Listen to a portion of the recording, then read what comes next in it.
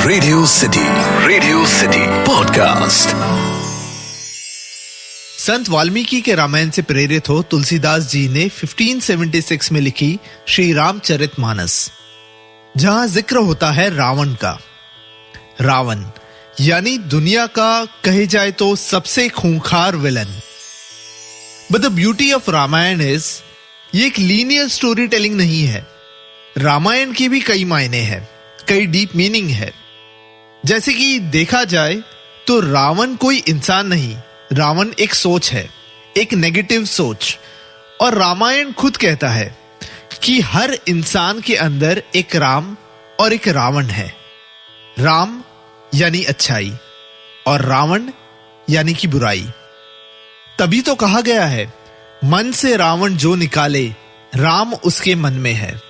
This life is a constant struggle, एक constant जद्दोजहद है अपने अंदर की अच्छाई और अपने अंदर के बुराई के बीच।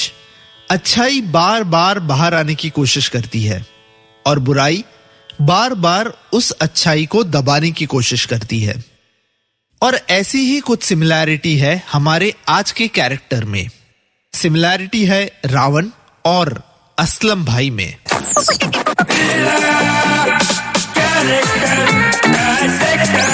Character dissector with Atiq. Radio city पर मैं हूं कैरेक्टर डाइसेक्टर अतीक और आज हम डाइसेक्ट करेंगे डायरेक्टर ई श्रीनिवास की फिल्म लव के लिए कुछ भी करेगा के सबसे मशहूर कैरेक्टर असलम भाई को। हर महान विलन की एक ना एक कमजोरी होती है।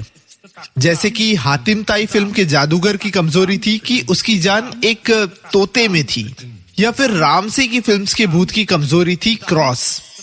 असलम भाई की भी कुछ ऐसी ही कमजोरी थी और वो कमजोरी थी हिंदी फिल्म्स में हीरो का रोल। किसी को नहीं पता था कि असलम भाई को ये फिल्मी कीड़ा कब काटा, बट ही वॉज टोटल फिल्मी। असलम भाई को फिल्मों की बारीकी का अंदाजा तो था ही, पर साथ में फिल्मों का एक बैलेंस पर्सपेक्टिव रख के ये भी बताते थे कि he is not just another फिल्मी फैन।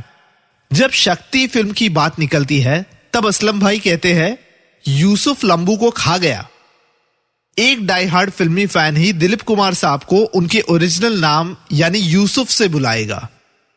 और जब उसी फिल्म के लिए अमिताभ बच्चन की बुराई होती है तब असलम भाई खुद कहते हैं अमिताभ ने भी अच्छा काम किया है, शराबी, लावारिस, दीवार में सॉलिड काम किया है। यहां तक कि असलम भाई करंट फिल्मी ट्रेंड के बारे में भी इक्वल नॉलेज रखते थे। जब उन्हें यश चोपड़ा के बारे में कहा जाता है तो वो खुद कहते हैं कि यश चोपड़ा मुझे कहां लेगा, ऑलरेडी शाहरुख वहां बैठा है।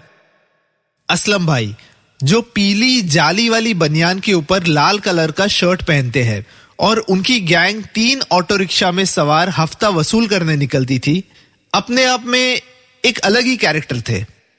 असलम भाई जब गणपति का चंदा मांगने निकलते थे और उनसे पूछा जाता था कि असलम भाई और गणपति का चंदा, तो वो खुद कहते थे कि असलम भाई चंदे और धंधे में कभी फर्क नहीं रखता। यह हद तक कि असलम भाई कभी कभार फिलोसॉफिकल डायलॉग भी मार देते थे कि इंसान भगवान को छोड़ता है पर भगवान इंसान को नहीं छोड़ता। पर आखिर असलम भाई हीरो क्यों बनना चाहते थे? असलम भाई शायद पहले और आखिरी विलन होंगे जो हीरो बनना चाहते थे। कहीं ना कहीं असलम भाई अपने अंदर की अच्छाई को ढूंढते रहते थे और कहीं ना कहीं असलम भाई ये समझ गए थे कि जिंदगी में ना सही सिर्फ बड़े पर्दे पर ही अपने आप को कुछ अच्छा करते देख सकते हैं। देखा जाए तो असलम भाई बड़ा ही कॉम्प्लेक्स कैरेक्टर है। क्या बाखूबी से इस कैरेक्टर की लेयरिंग की गई है, जहां एक जद्दोजहद है, एक स्ट्रगल है एक ही इंसान की खुद के साथ, एक स्ट्रगल है अपने अंदर के विलन को मारकर अपने अंदर के हीरो को जगाने की।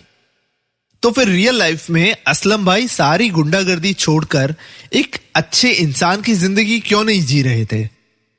वेल, कहीं ना कहीं असलम भाई समझ गए थे कि रियल लाइफ में असलम के पीछे से भाई शब्द निकालना नामुमकिन है।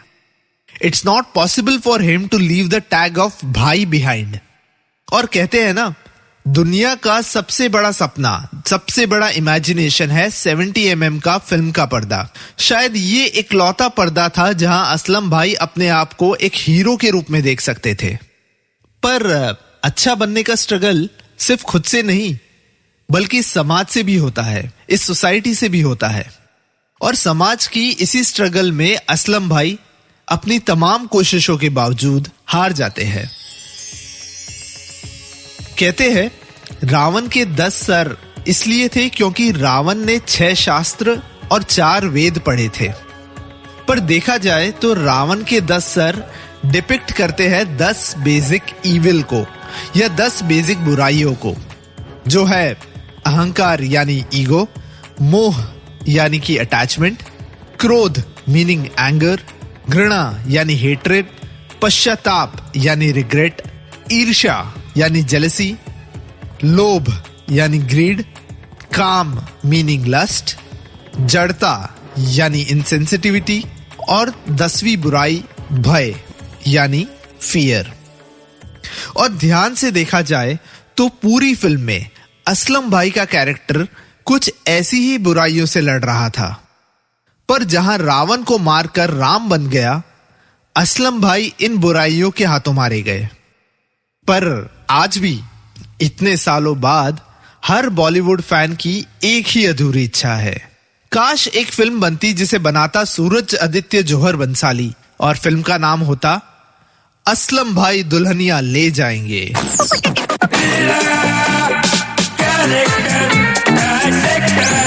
Character Dissector with Ateek. Radio city podcast. ये कैरेक्टर डायसेक्टर विद अतीक का पॉडकास्ट आपको पसंद आया? इस पॉडकास्ट का फीडबैक देने के लिए या दूसरे कैरेक्टर्स के सजेशन देने के लिए मेल करें podcast@myradiocity.com।